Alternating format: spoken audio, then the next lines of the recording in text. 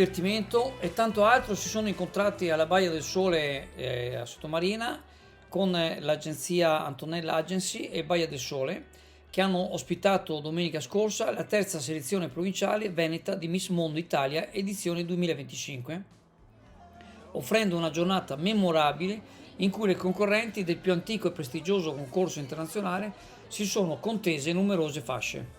La presentatrice dell'evento è stata Anna Bardi, seconda classificata alla finale nazionale di Miss Mondo Italia 2023.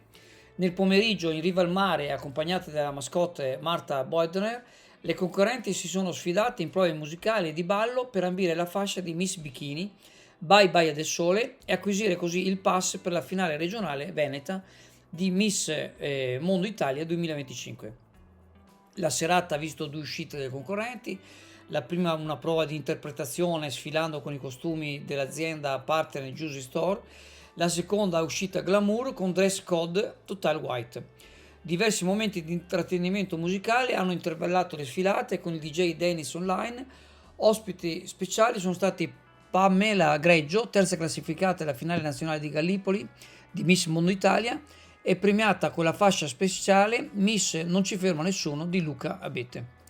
Una giornata veramente bella, organizzata alla Baia del Sole, veramente uno spettacolo. Queste ragazze non solo belle, ma anche intelligenti, e anche mettersi così, diciamo, in prima fila, anche con coraggio, perché bisogna dire che veramente è una cosa che dà veramente tante soddisfazioni, non solo ai loro genitori, ma anche vedere tanta gioventù che si cimenta appunto e ci mette la faccia, non solo la faccia, sicuramente è stato un bel evento.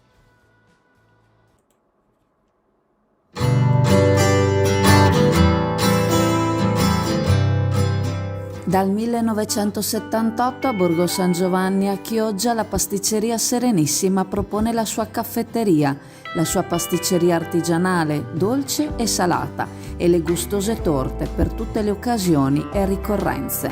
Gusta la tua colazione alla pasticceria Serenissima con la sua selezionata caffetteria e le sue brioche artigianali. Pasticceria Serenissima a Borgo San Giovanni, a Chioggia.